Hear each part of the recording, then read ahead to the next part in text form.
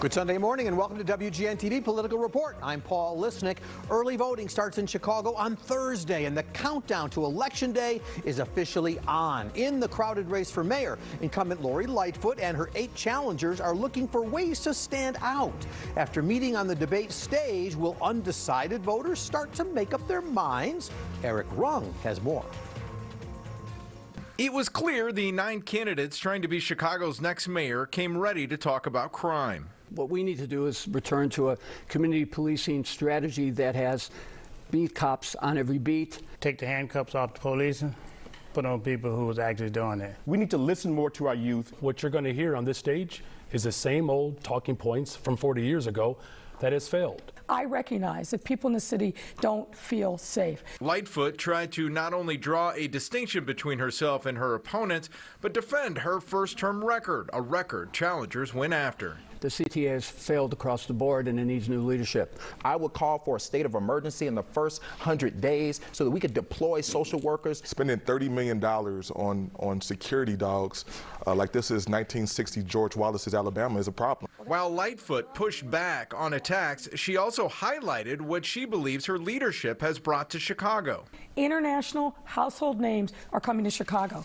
Kimberly-Clark, Kellogg, Google. These are companies that could be anywhere in the world, but they're coming here and making significant investments. But like almost every question in this debate, her opponents circled back to crime. We can stop the bleeding by making Chicago a safer city. We saw it with Boeing.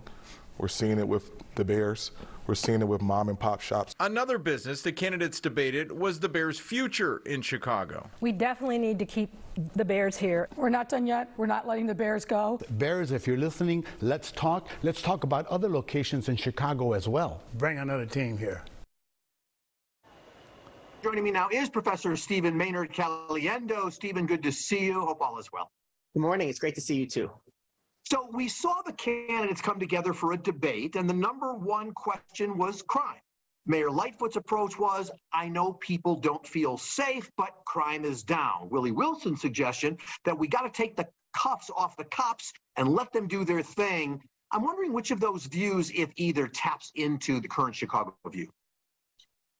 It's hard to say. I mean, the Willie Wilson perspective was curious to me because, I mean, a lot of what he may be referring to is, I mean, they didn't have enough time to elaborate much in their answers, but a lot of what he was referring to could be constitutional rights that those criminally accused have. And so it's not things that at a local level we can just change. But there was not much innovative in response to crime. There was lots of claims about how unsafe the city feels, and then statistically how unsafe the city might be. The mayor, of course, pushed back to say in the last year the numbers have gone down. Some of her opponents mentioned that, but since she took office, they're still up. And so I don't think it's as easy as, do we take the handcuffs off the police, or do we double down and invest? I think there was one candidate who sort of gave a defund the police answer, but for the most part, it was about more cops and better trained cops.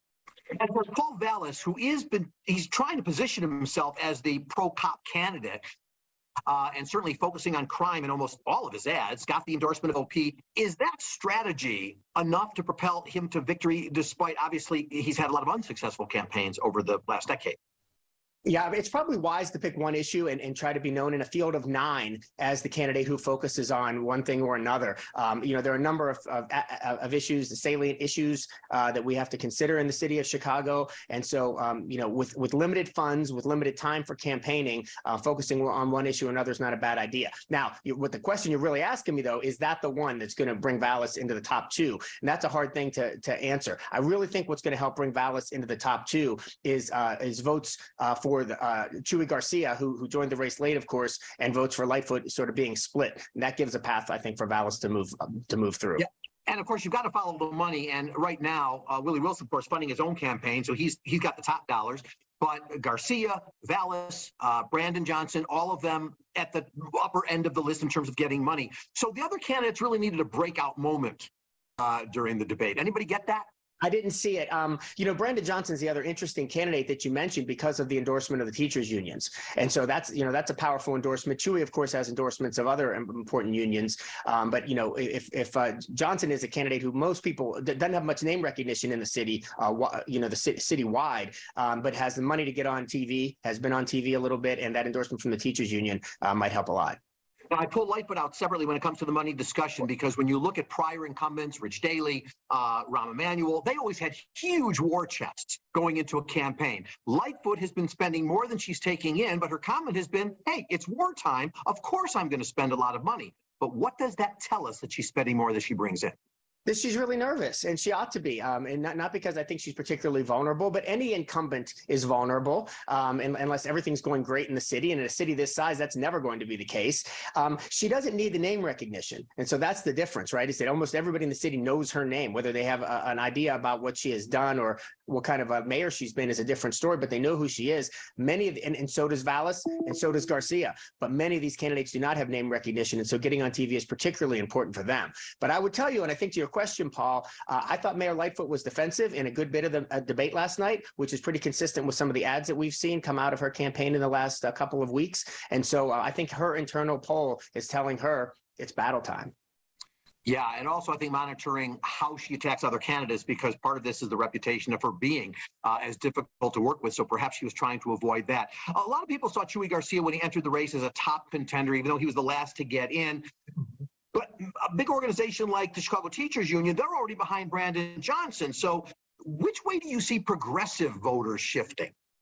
It'll be real interesting, and I hope we have some good exit polling. I'm hoping some of the universities in town are doing some exit polling so we can drill down on that after Election Day, because that, you know, this is one of the problems with entering the race late. I mean, I think we talked about this, Paul. There's two problems, right? One is you're behind on fundraising, but number two is if endorsements have already racked up, people aren't going to, even if the group likes you better, they're not going to unendorse somebody and re-endorse somebody else. And so, you know, coming into the conversation a little bit late is a little bit risky. Although, you know, Chuy, because of his name recognition, because he's run before, because he's a member of U.S. Congress, has a lot to ride on terms of his coattails of what he's done before. And so I don't think it was that much of a problem, but you know, if we're gonna hold endorsements up against each other, he certainly came in too late for some of those.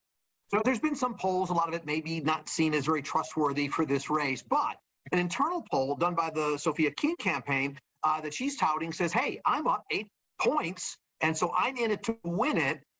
Who, in your view, has kind of the realistic position to take over the race, if you will, from Lightfoot as an incumbent?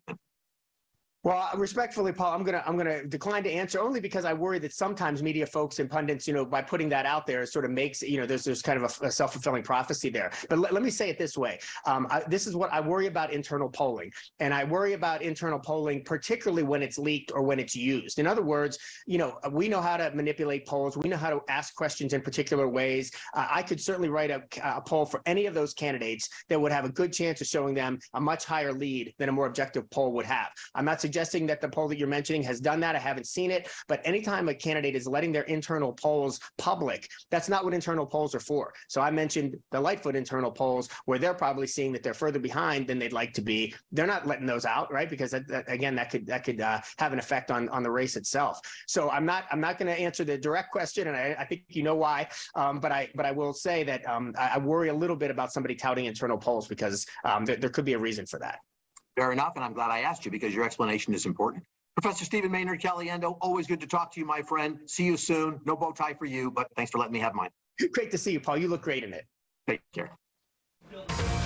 We're going to take our first break, but coming up next, a brand newly drawn ward will get a new alderman this spring. Candidate Bill Conway joins me after this.